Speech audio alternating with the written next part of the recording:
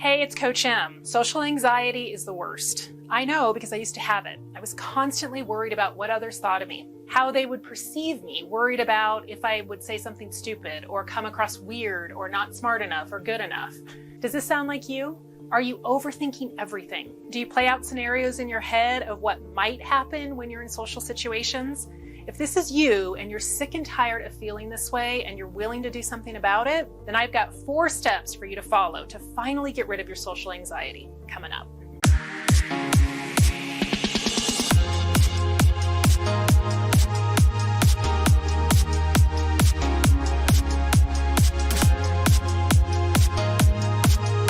I truly believe that the tools and strategies on this channel have the ability to impact everyone, and I'm on a mission to get these tools into as many people's hands as possible. If you could do me a huge favor and hit that subscribe button for me, that would be amazing. By doing so, you're helping to spread this content to reach more people.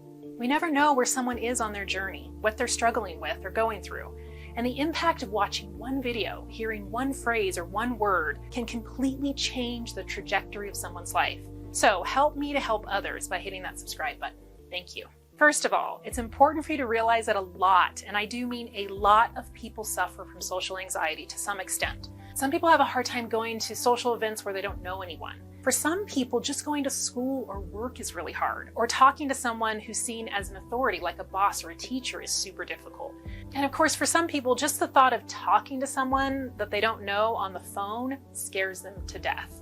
No matter what your level of social anxiety is, you absolutely can overcome it. But I'm going to tell you right now that if you're not willing to do the work necessary, then you'll continue to suffer with it. And you'll continue to allow it to dictate the level of success that you have in life and your happiness. It's just like the person who wants to lose weight. They can learn all the strategies, gather all the tools, learn what to eat, what not to eat, learn the right exercises for their body.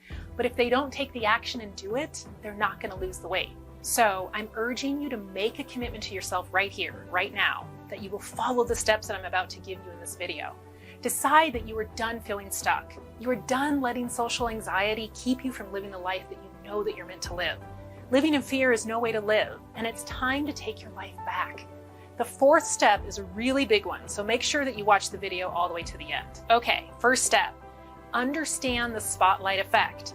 The spotlight effect, in a nutshell, refers to the idea that we think that more people notice us or something about us than they actually do. There have been dozens of studies in social psychology that prove the majority of people are so focused on themselves, what they're doing, what they're thinking about, that they aren't focused on you or thinking about you at all. I know, this whole time we thought people cared about what we look like and what we have to say. And a little sad, I know, but we are not the center of everyone's attention. Every person is the center of their own attention.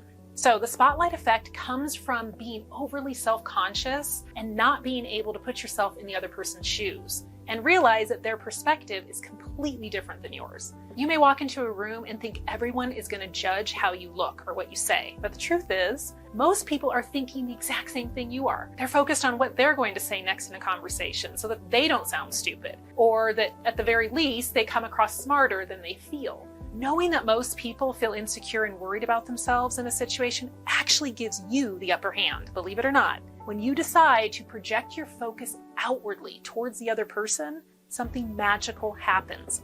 All of a sudden, the other person feels that you genuinely care about getting to know them. You actually create a safe space for them to feel like they can be themselves and not care so much about looking smart or feeling like they need to impress you. And I'll show you in step 4 how to start doing this. It's crazy how it works. Not only do you stop obsessing about what others think about you, but you actually get people to want to talk with you and engage with you more. So start with getting to the point where you realize that the spotlight effect is really just an illusion. Step 2, teach the toddler. With social anxiety, it's as if there is a toddler running around in your head with a knife. Each anxious thought is damaging your psyche little by little, making you feel worse and worse about yourself and your ability to engage with other people. You have to teach the toddler what is appropriate behavior and what isn't.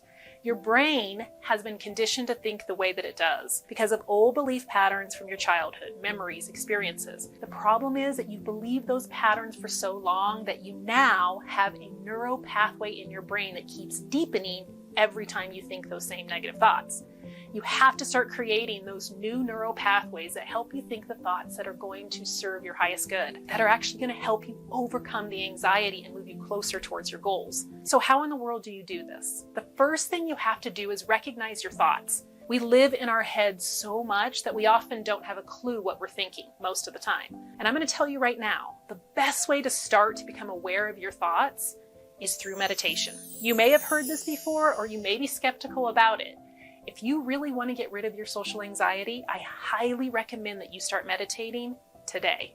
Meditation isn't a religious and spiritual thing. It can be for some people, but there's so much science behind the benefits that I believe everyone should be doing it. If you're not sure where to begin with meditation, or you feel like you've tried it in the past and it didn't work for you, check out the video here that gives you a simple but effective way to do it. Once you start to identify your thoughts, you'll then want to ask yourself this question. Does this thought help me move towards my goal or away from it? If it's moving you away from your goal of talking to others, engaging with others the way that you want to, having the life that you dream of, then you'll want to change the thought to one that serves you. The key here is to choose a replacement thought that you actually believe. If your initial thought is, what if I say something stupid?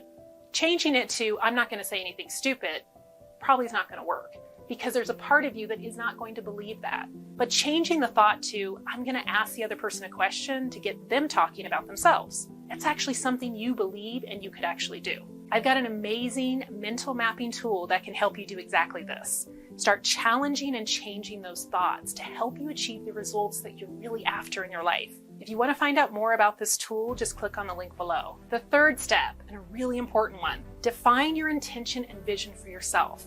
I'm going to get real with you. Up until this point, you more than likely have been using your label of I have social anxiety as a crutch, as a way of not being uncomfortable, not showing up fully for your life, not having to put yourself out there. And I get it, it's so much easier to hide behind the labels that we give ourselves or others give us. And although labeling behavior can sometimes help us to feel like we're not alone, or help us finally feel like this thing that we're dealing with isn't really us per se, but just something we're dealing with, we also have to look at the other side of what labeling does. It keeps you locked into a specific identity that you have for yourself. It limits you, your thinking, and the results that you end up getting in your life. You have to be willing to let go of the label and create a new vision for yourself. If I were to ask you, what's your intention for your life? What do you ultimately want? Can you answer these questions? If not, then it's time to start figuring this out and getting really crystal clear about what you want your life to look like. The fourth step, and the most crucial, start micro-shifting. Micro-shifting is all about taking tiny steps in social situations. The tiny steps will accumulate quickly, giving you more and more confidence to keep going until your social anxiety is completely gone. Remember, you can wish all day long that your social anxiety would go away. You can read every book possible, watch every video on it, but at the end of the day, you have to act on what you learn. Action's everything. Now, I know just the thought of putting yourself out there in social situations scares the crap out of you. I get it. I used to be there. That's why micro-shifting is so important. Have you ever heard the phrase, tiny hinges swing big doors? It's true. Tiny steps get big results over time. So think about one micro shift that you can make starting today. Maybe it's deciding that you're going to make eye contact for 1 second with 5 people today.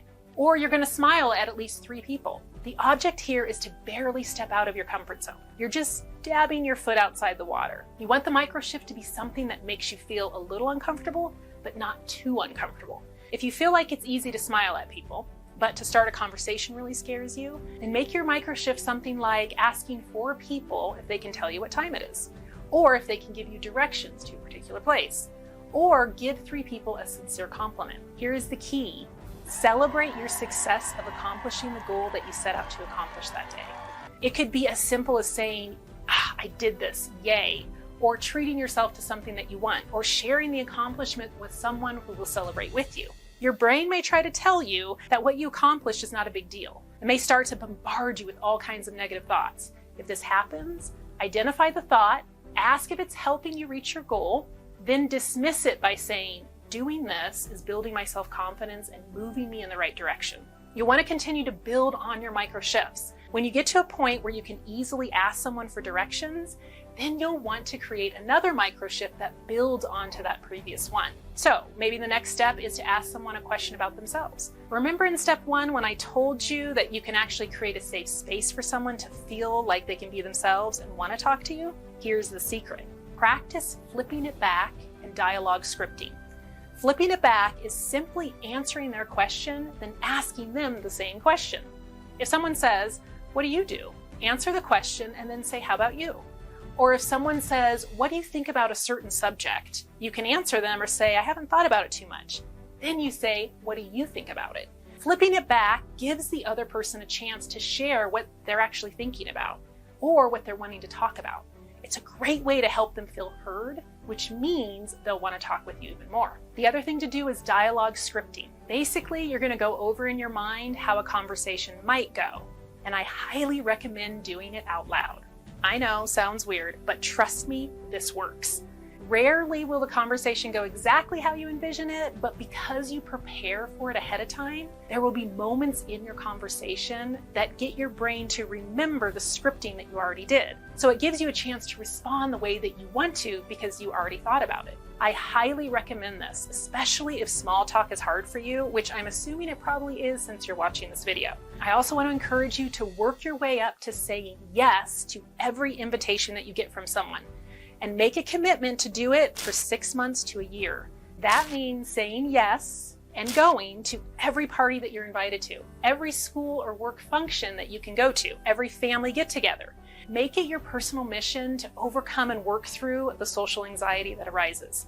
Do the dialogue scripting before each social situation to prepare. You have to decide to overcome social anxiety by doing the work necessary. You can't get rid of it by avoiding social situations. You have to start conditioning yourself to move through it. It's the only way to beat it. So stop letting it control your life. You are more powerful than anything preventing you from living an extraordinary life. Believe that, know that, and start doing the work. If you enjoyed this video, please give it a like and share it with anyone that you think may benefit from it. And if you want to see more videos like this one, be sure to hit that subscribe button down below and click on the bell icon to get notified when I upload a new video. And I upload videos every week. I hope that your week is amazing, and I'll see you in the next video.